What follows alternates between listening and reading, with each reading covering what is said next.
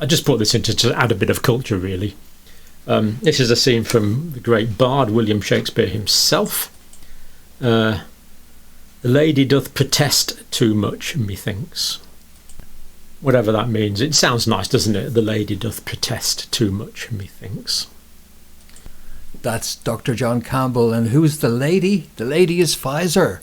And they doth protest too much because they're protesting. Hey, we don't do mRNA adaptation, gain of function, directed evolution. We don't do that. We really don't. Honestly, we don't. We don't. And he's saying they're going on a bit too much. He's right. He's right to be suspicious. They are going on a bit too much. That's how you mislead people. Because this is that denial issued on Friday at 8 p.m. when everybody was down at the bar or going home for the weekend by Pfizer.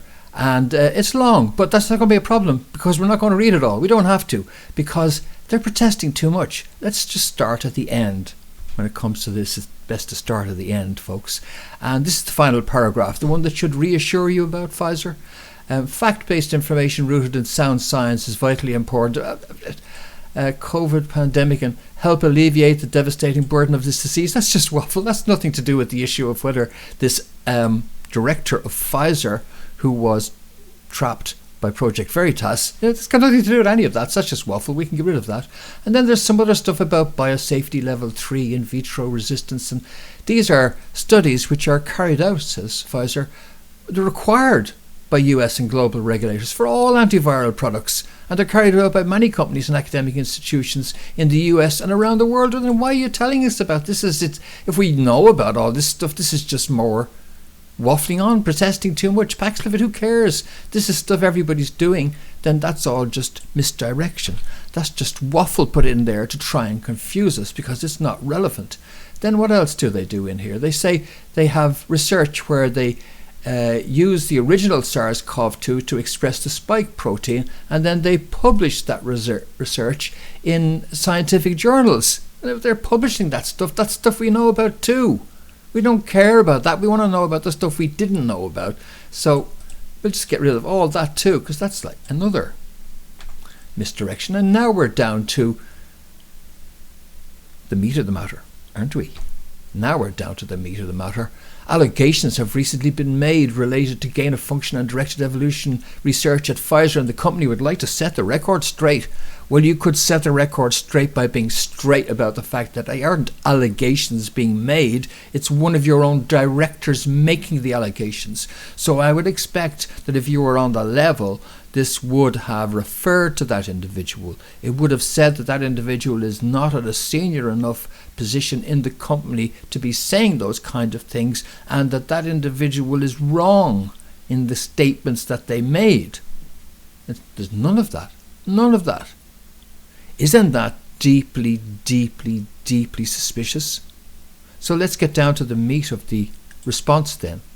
And here's the response, because allegations, that's just more misdirection.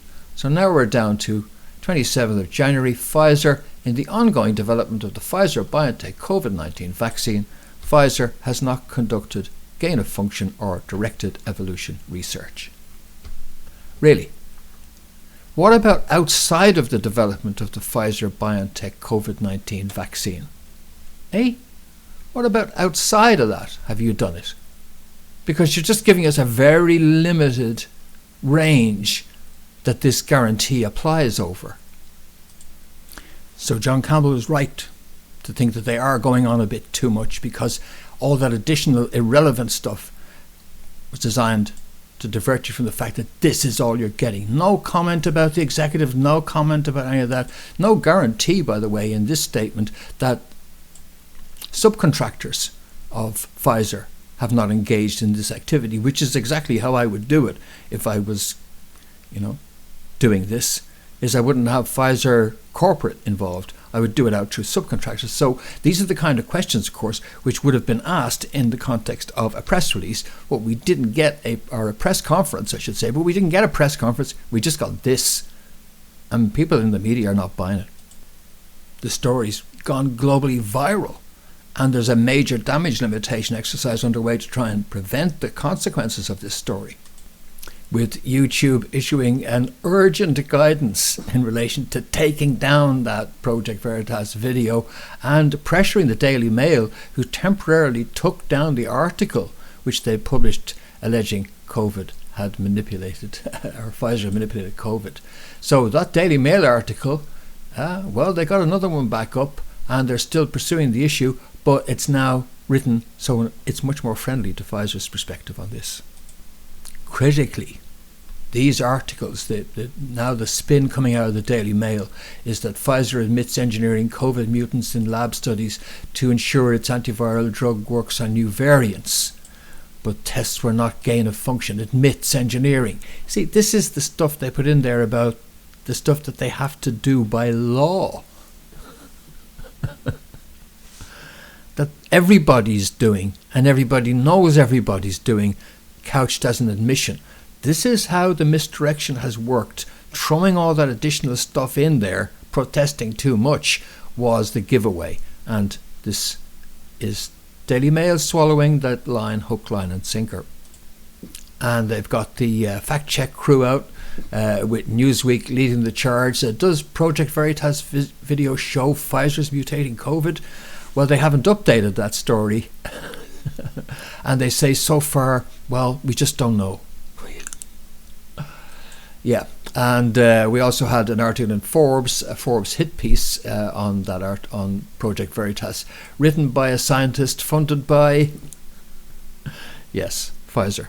Bruce Lee is the scientist's name, a terrible slur on the famous Hollywood actor and martial artist, but Bruce Lee is the guy who wrote that stuff. And the only other major Western outlet to write a story on this is, in fact, the New York Post, where Miranda Devine, who can always be relied upon to write good stories, has written about it. And there you can see a screenshot of the New York Post. But again, unfortunately, it turns out that, and she's got a good story here, lawsuit reveals a vast censorship scheme by big tech and the federal government, which is great.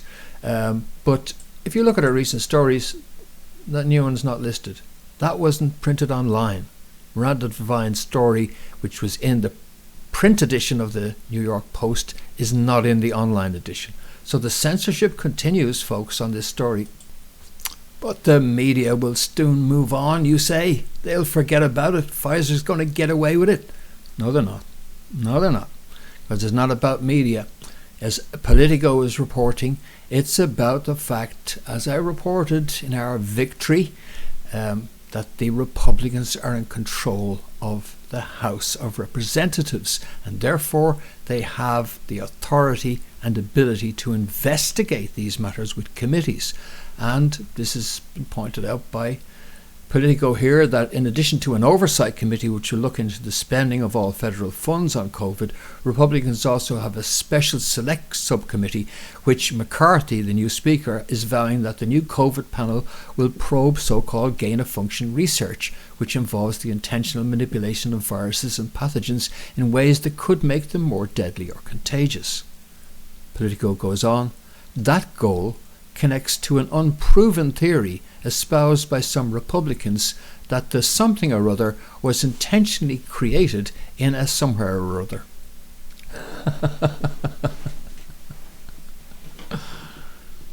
One day I won't have to mince my words.